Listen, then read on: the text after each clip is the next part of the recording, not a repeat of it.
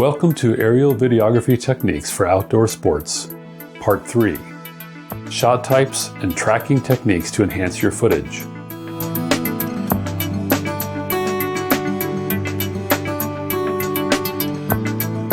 One step I have used a great deal is to scout the location using Google Earth. With that tool you can get some ideas about location, but also what the background scenery could be that could enhance your footage while tracking your actors. You can also use Google Earth to determine the elevation of the terrain you are flying through to give you a sense of how much flight path maneuvering you may need to do to avoid some terrain features while filming your actors. Pushing or pulling shots. Flying your camera forward and past the subject shows the view of what is coming and gives a forceful and powerful feel to the footage. Adjusting the altitude can add to the drama and the reveal by making the speed look faster with low-level flight, or by hiding the terrain to be revealed later as you gain altitude. With these pushes and pulls, you can also shift the shot to a top-down segment by tilting your camera downward as you catch up to the actor. You can also get a similar effect with a spinning effect where the actor comes at you, then you slide laterally, rotating to track them as they blow by your camera and head a new direction with respect to the camera. This takes amazingly good timing and practice. These are great transitions, and it takes a good bit of skill and timing to pull it off. Adding pop-up shots, where you suddenly raise the camera over a visual obstacle, is a great way to focus your audience on some smaller details of the scene and then explode their view into a wide vista that often surprises them. You won't want to do this too often, but in a film, well-timed explosive vista shots can be stunning for the audience.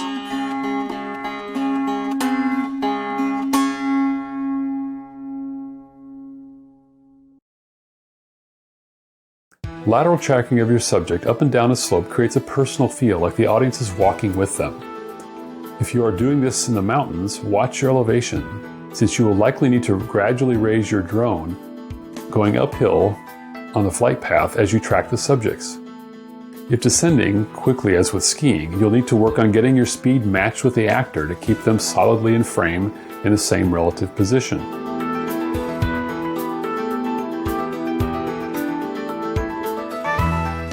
You may or may not want to descend with the moving actor, going downhill, depending on the effect you want. Orbiting your subject adds perspective that you won't have in single direction shots. This is particularly useful when you reach geographic high points or summits. Definitely watch the slope when orbiting so you don't fly sideways into a mountainside. The curvature of a wide-angle lens can create some interesting visual distortions, as in this footage shown here.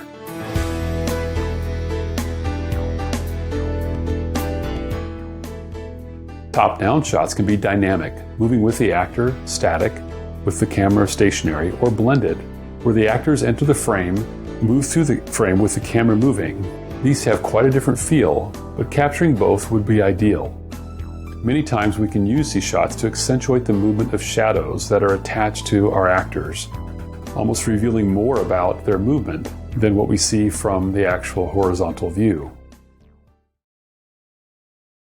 This wraps up the third tutorial. Next up, Part 4. Shooting for your editor.